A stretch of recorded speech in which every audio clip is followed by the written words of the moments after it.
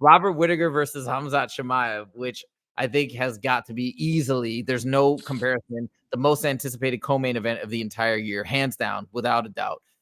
People are very excited to see Khamzat Chimaev get back in there, and people always love Robert Whittaker. Robert Whittaker came off of that amazing victory against Ikram Aleskarov, I believe is his last name, but a really, really dangerous guy. I think that victory is going to age very, very well as Ikram continues in his career. We're going to see how dominant he is, I believe.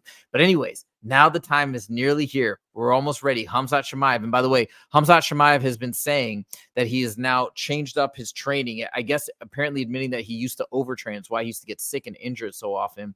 So he's changed it up, and now he's got his training dialed in. Justin, I think last time you said you're favoring Robert Whittaker. Does that news give you any change your mind or give you any pause? Or are you still feeling pretty confident that Robert Whittaker is going to get it done?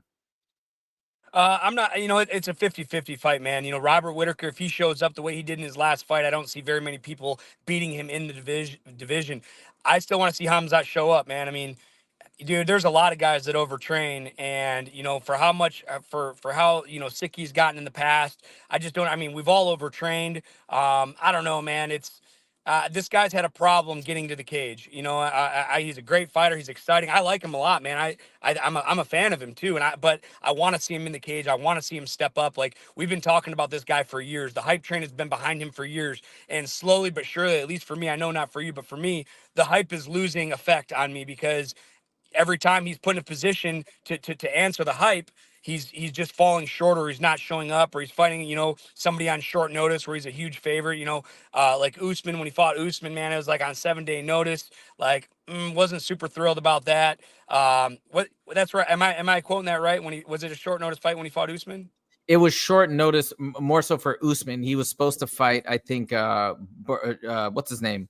The Brazilian guy, Borrachinho, the Eraser, Paulo Costa. Oh, Paulo Costa. And then Usman got subbed in. That's my recollection. Yeah. I mean, I just think Robert is just going to be a different level of fighter than he's ever fought before. Dustin Burns and Khamzat was just an incredible fight. But now imagine Dustin Burns, imagine Robert Whittaker over Dustin. Yeah. Gilbert. I always say Dustin. I always say Dustin. It's all good.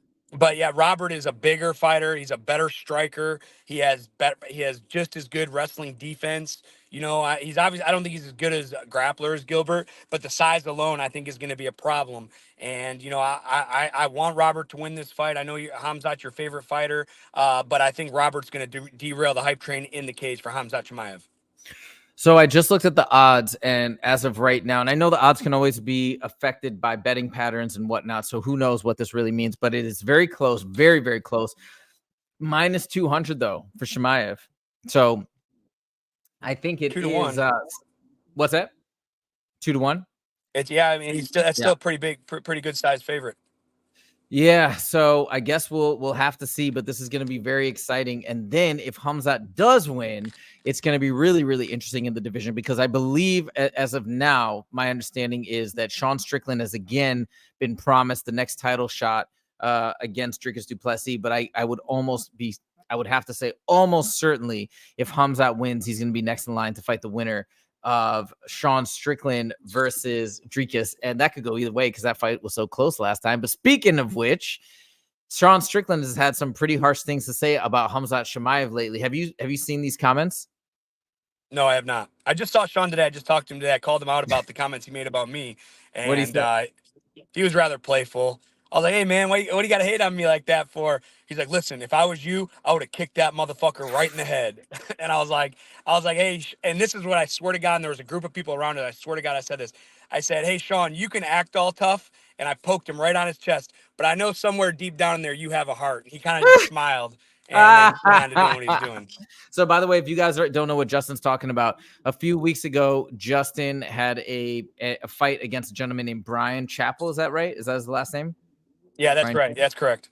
And it was always his dream to fight a real UFC fighter. And so they had a fight, and, he's training, but he's not like a trained professional by any means. And it was more just like kind of to help his dream come true. So Justin went in there, did his thing. Brian has Down syndrome. And he's a bagger at Albertsons. And he met me at a fight at one day, and we're talking. He says it was always his dream to fight a UFC guy. And I told him, I was like, hey, if you train, I'll fight you. And he trained for 6 months, and we showed up, and we did the damn thing.